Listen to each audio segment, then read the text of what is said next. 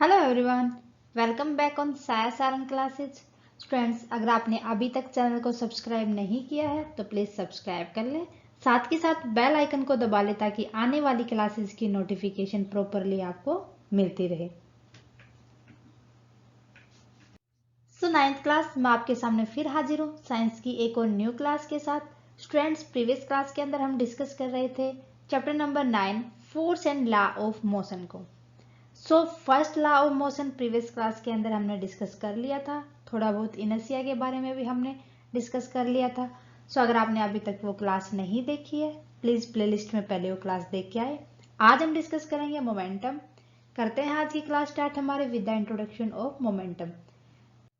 बात की जाए मोमेंटम होता क्या है, उससे पहले मैं आपको थोड़ा सा बताती हूँ इसके बारे में कि मान लो हम एक हैवी चीज के ऊपर, हमारे पास एक हैवी चीज है, उसके ऊपर हम फोर्स लगाते हैं। क्या आप उसके ऊपर एकदम से जो प्रॉपरली फोर्स लगाते हो लगा पाओगे? इतनी हैवी है कि आप उसको एक पॉइंट से आगे पॉइंट तक नहीं लगा पाओगे, नहीं उसको आप शिफ्ट कर पाओगे। किस वजह से?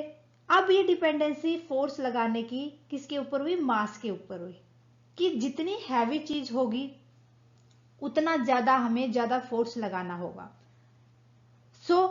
जो हमने फोर्स लगाया है डिपेंड किया किसके ऊपर? उसके मास के ऊपर। मान लो कोई हल्की चीज है तो हम इजीली उसके ऊपर फोर्स लगा के कम फोर्स के साथ उसको एक पॉइंट से सेकंड पॉइंट तक शिफ्ट कर पाएंगे। क्लियर है? यहां पर हो जाएगा कि जो फोर्स है वो किसके ऊपर डिपेंडेंसी हुआ? प्रोपोर्शनल हुआ जितना हमने उसके ऊपर मास लगाया। एक देखो, एक मैंने लास्ट प्रीवियस क्लास के अंदर एक इनर्शिया के अंदर मैंने एक पॉइंट डिस्कस किया था विद डायग्राम कि है एक हमारे पास बकेट है, खाली बकेट हम इजीली उठा लेते हैं। अगर मैं उसके अंदर सैंड डाल दूं, उसको प्रॉपरली फिल कर दूं, तो उसका मास इंक्रीज होगा। मास इंक्रीज होगा तो उसके ऊपर हमें फोर्स भी ज्यादा लगाना होगा। इतना तो आपको समझ आया होगा कि जितना ज्यादा हैवी चीज होगी उसके ऊपर हमारा फोर्स ज्यादा लगेगा। फोर्स किसके ऊपर डिपेंडेंट है? अब प्रॉपरली मास के ऊपर डिपेंडेंट है। क्लियर है? दूसरा एक एग्जाम्पल देखो, मान लो हम बैडमिंटन खेल रहे हैं या हम टेनिस खेल रहे हैं, कोई भी गेम लो। अगर मैं एक बॉल को सिंपली अपने हाथ में उठाऊं और थ्रो करूं तो उसके ऊपर फोर्स ज्यादा लगेगा, और जो बॉल मैंने सिंपली हाथ से थ्रो करके फेंकी है वो कम दूरी तक जाएगी। इस पॉइंट से मान लो इसी पॉइंट पर जाएगी बी पॉइंट तक। क्लियर है? अगर मैंने रैकेट का यूज किया उस बॉल को थ्रो करने के लिए तो वो बॉल अब ए पॉइंट से सीधा जाएगी सी पॉइंट पे, यहां तक। ये वेलोसिटी होती है हमारी, जो फाइनल पोजीशन पे पहुंचने की वेलोसिटी होती है। अब ये वेलोसिटी अलग है। फोर्स जितना हम लगाते हैं अकॉर्डिंग टू मास वो डिपेंडेंट होती है उसकी वेलोसिटी के ऊपर भी। वेलोसिटी के प्रोपोर्शनल पे भी हम फोर्स लगाते हैं। प्रॉपरली अब डिपेंड हुआ फोर्स मास और वेलोसिटी के ऊपर कि जितना ज्यादा मास होगा किसी भी ऑब्जेक्ट का उतना ज्यादा फोर्स लगेगा। जितने ज्यादा फोर्स से हम किसी चीज को हिट करेंगे, दूर फेंकेंगे, उतनी ज्यादा वेलोसिटी होगी। वेलोसिटी के ऊपर भी डिपेंड करता है फोर्स। अब फोर्स मींस दोनों के ऊपर डिपेंड करेगा, वेलोसिटी के ऊपर भी। फोर्स इंक्रीज होगा दैट मीन वेलोसिटी भी इंक्रीज होगी, दोनों डिपेंडेंट है। क्लियर है? मोमेंटम क्या कहता है? अब आते हैं मोमेंटम पे। मोमेंटम ये कहता है कि अगर हम जितना टोटल हमने मास है किसी ऑब्जेक्ट का उसके ऊपर फोर्स लगाया है, और जितनी फोर्स लगा के वेलोसिटी तक हम पहुंचे हैं, उन दोनों का प्रोडक्ट निकाल दो भाई, वो हो जाएगा मोमेंटम। क्लियर है? Momentum is the product of mass and velocity is called momentum. Momentum हो जाएगा टोटल मास और वेलोसिटी का product, multiplication. Okay. Second point आता है कि हम इसको डिनोट करते हैं पी के द्वारा। इसको हम p के द्वारा डिनोट करते हैं। क्लियर है? It is a vector quantity. Vector quantity means हो जाएगा, क्योंकि यहाँ पर वेलोसिटी है, वेलोसिटी तो एक वेक्टर क्वांटिटी होती है, मीन्स ये डायरेक्शन के अकॉर्डिंग भी होती है, डायरेक्शन भी देती है जितना हम फोर्स लगाते हैं, और ये मैग्नीट्यूड भी होती है। क्लियर है?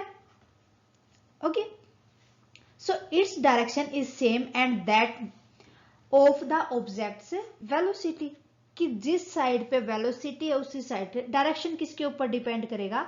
Same side of velocity. Clear है? इसकी एसआई यूनिट हम मेजर करेंगे इसको केजी पर सेकेंड में। अब हमें क्या पता चला कि मोमेंटम हो जाएगा मल्टीप्लाई ऑफ मास इनटू में मास और वेलोसिटी। अब मल्टीप्लाई कर देंगे हम, जितना मास है किसी ऑब्जेक्ट का और जिस ऑब्जेक्ट को हम यूज करें उसकी वेलोसिटी कितनी है। सो इनका प्रोडक्ट हमारे पास आ जाएगा मोमेंटम। क्लियर है? अब स्टेशनरी ऑब्जेक्ट मान लेते हैं कि मास ऑफ स्टेशनरी ऑब्जेक्ट भी बी। एक स्टेशनरी मीन्स मान लो पेंसिल का डिब्बा या कुछ भी ले लो आप स्टेशनरी का सामान, उसका मास है हमारे पास m, उसकी वेलोसिटी है हमारे पास v। सो हमारे पास अगर हम कह दें कि जो स्टेशनरी ऑब्जेक्ट है उसकी कोई वेलोसिटी नहीं है, v इज इक्वल टू 0 है, सो हमारे पास अब मोमेंटम हो जाएगा m इंटू में 0 इज इक्वल टू 0। मोमेंटम हो जाएगा हमारे पास 0 हो जाएगा, क्योंकि भाई किसी ऑब्जेक्ट की अगर वेलोसिटी 0 है तो उसके ऊपर हम फोर्स कहां से लगाएंगे? फोर्स लगाएंगे ही नहीं। फोर्स नहीं लगेगा तो उस ऑब्जेक्ट का मोमेंटम 0 हो जाएगा। क्लियर है? अगर मास उसके अंदर कुछ नहीं है, कोई चीज इतनी हल्की है जिसके ऊपर फोर्स की नीड ही ना हो, तब भी हमारे पास मोमेंटम 0 आ जाएगा।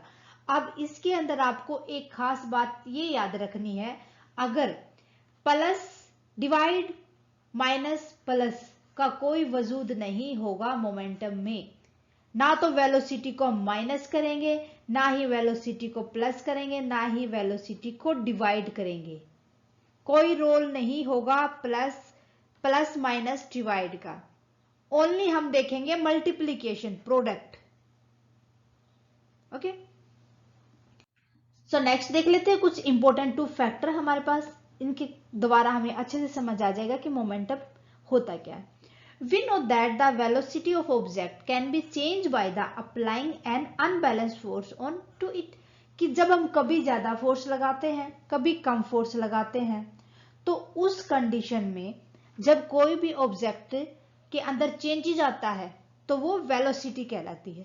मान लो मैंने सिंपली एक रैंडमली एक बॉल को थ्रो किया, मैंने रैंडमली किया थ्रो, सो वो पहुंची हमारे पास मान लो इस पॉइंट पे, ठीक है। अब मैंने ज्यादा फोर्स लगाया उसके ऊपर तो वो पहुंच गई इस पॉइंट पे। सो जितना चेंज आया ना वो हमारी वेलोसिटी होगी। क्लियर है? इसी तरीके से मोमेंटम भी किसके ऊपर डिपेंड करेगा? जितना भी अनबैलेंस हमने फोर्स लगाया है किसी भी ऑब्जेक्ट के ऊपर, वो डिपेंड करेगा उसके, उसी पे मोमेंटम हम निकाल पाएंगे। क्लियर है? सो स्टूडेंट्स, ये था हमारा मोमेंटम टॉपिक।